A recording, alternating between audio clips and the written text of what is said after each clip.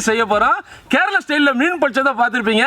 நாம இன்னைக்கு அதை சிக்கன்ல செய்ய போறோம். வாழையில வாசத்தோட செம்மையா இருக்க போது. இப்போ வாங்க நம்ம கேரளா ஸ்டைல் சிக்கன் பொரிச்சது எப்படி செய்யணும் பார்க்கலாம்.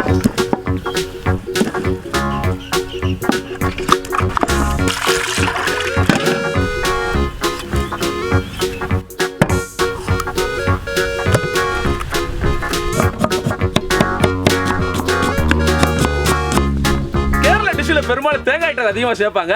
குறிப்பா இந்த மீன் பொரிச்சல பாத்தீங்கன்னா தேங்காய் பூ பால் இதுங்களை சேர்ப்பாங்க.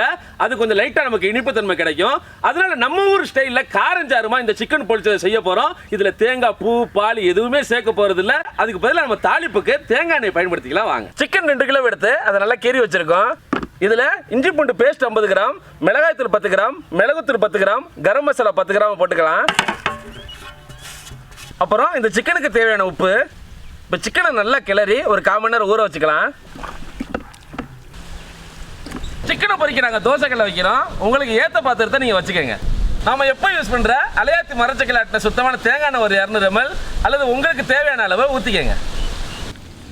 எண்ணெய் சூடாயிருச்சு. இப்போ இந்த சிக்கனை போட்டு பொரிச்சு எடுத்துக்கலாம்.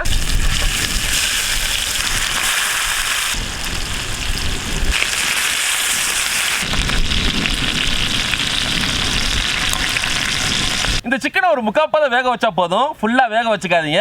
அதே மாதிரி ஒரு விஷயம் சொல்லணும். நாம் பயன்படுத்துகிற உப்பு மிளகாத்தூள் பார்த்தீங்கன்னா உங்கள் தேவைக்கேற்ப போட்டு பயன்படுத்திக்கங்க. ஏன்னா சில மிளகாத்தூள் காரம் அதிகமாகவும் சில மிளகாத்தூள் காட்ட கம்மியாக மந்தமாகவும் இருக்கும். அதனால் நீங்கள் சிக்கனை நல்லா பெரட்டி டேஸ்ட் பண்ணி பார்த்துக்கிட்டு காரம் தேவைப்பட்டால் அப்புறம் நீங்கள் மிளகாத்தூள் ஆட் பண்ணிக்கங்க. அவ்வளோதான். இப்போ நம்ம சிக்கன் 3/4 வெந்துருச்சான்னு பார்க்கலாம். வாங்க. சிக்கன் ஒரு 3/4 வந்துருச்சு. இப்போ எடுத்துடலாம். இந்த எண்ணெயில தான் நம்ம மசாலாவை ரெடி பண்ண போறோம். எண்ணெய் இருந்துச்சுன்னா நீங்க எக்ஸ்ட்ரா எண்ணெய் ஊற்ற தேவையில்லை. ஒருவேளை உங்களுக்கு எண்ணெய் தேவைப்பட்டுச்சுன்னா 1 கிலோவுக்கு 50 ml தேங்காய் எண்ணெயை ஊற்றிக்கங்க. எண்ணெய் சூடாயிருச்சு. இப்போ ஒரு கொத்து கருவேப்பிலை 800 கிராம் பெரிய வெங்காயத்தை போட்டுக்கலாம். வெங்காயத்தை ஓரளவு வதக்கிக்கங்க. இதுலேயே தேவையான உப்பு சேர்த்துக்கலாம். அடுத்து 400 கிராம் தக்காளி 4 பச்சை மிளகாய் போட்டு நல்லா வதக்கிக்கங்க. இப்போ இடிச்ச இஞ்சி பூண்டு 30 கிராம். அதாவது நீங்க 1 கிலோல செஞ்சீங்கன்னா 1.5 டேபிள் ஸ்பூன் இஞ்சி பூண்டு போட்டுக்கங்க. இஞ்சி பூண்டை நல்லா வதக்கியாச்சு. இப்போ மிளகாய்த்தூள் 10 கிராம், கரம் மசாலா 10 கிராம், பட்டை கிராம் ஏலக்காய் பொடி 10 கிராம், அப்புறம் மஞ்சத்தூள் 5 கிராம் போட்டுக்கலாம். இந்த இடத்துல மசாலா அடிப்பிடிக்காம இருக்கிறதுக்கு லைட்டா தண்ணி தெளிச்சுக்கலாம். இப்போ மசாலா நல்லா வெந்துருச்சு. இப்போ இறக்கி வச்சிடலாம். எல்லா பொருட்களும் ரெடியா இருக்கு. இப்போ வாழை இலையை எடுத்து அதுல கொஞ்சமா இந்த மசாலா, அதுக்கு மேலே நம்ம பொரிச்சு வச்சிருக்க சிக்கன், அதுக்கு மேலே திரும்பவும் மசாலா, சிறிதளவு கருவேப்பிலையை போட்டு வாழை இலையை நல்லா மடிச்சு தோசைக்கல்ல எண்ணெயை ஊற்றி இந்த வாழை இலையை ஒரு 15 நிமிஷம் 2 பக்கம் வேக வச்சு அதை அப்படியே சுட சுட எடுத்து சாப்பிட்டோம்னா ஆகா சுவையான கேரள சிக்கன் பொரிச்சது ரெடி. வாழை இலையை நம்ம நெருப்புல வாட்டிக்கிட்டோம்னா மடிக்க நமக்கு ஈஸியா வரும். இப்போ வாழை இலையை விரிச்சுக்கலாம்.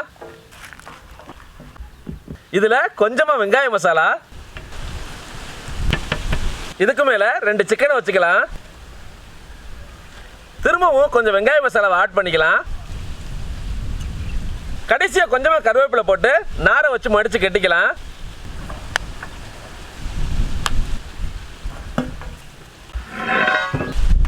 இந்த மாதிரி எல்லா சிக்கனையும் ரெடி பண்ணிக்கங்க. தோசைக்கல்ல அலையாத்தி தேங்காய் எண்ணெயை தேவையான அளவு ஊற்றிக்கலாம்.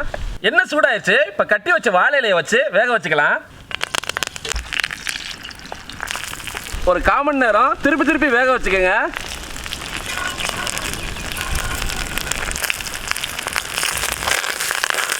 அவ்வளோதான். இப்போ எடுத்துடலாம்.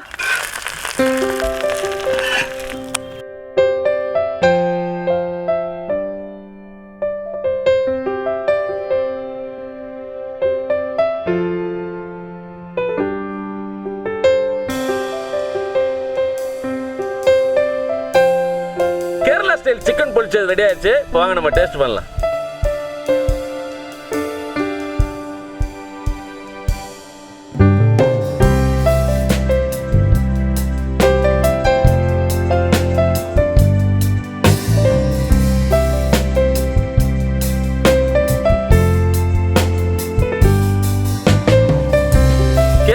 சிக்கன் பொரிச்சது சூப்பரா இருக்கு. கண்டிப்பா இதை நீங்களும் ட்ரை பண்ணி பாருங்க. உங்களுக்கு ரொம்பவே பிடிக்கும். இந்த வீடியோ பிடிச்சதா லைக் பண்ணுங்க, ஃப்ரெண்டோட ஷேர் பண்ணுங்க, மறக்காம இதை ஃபாலோ பண்ணுங்க. இன்னும் அடுத்த வீடியோட சந்திப்போம். பாய்.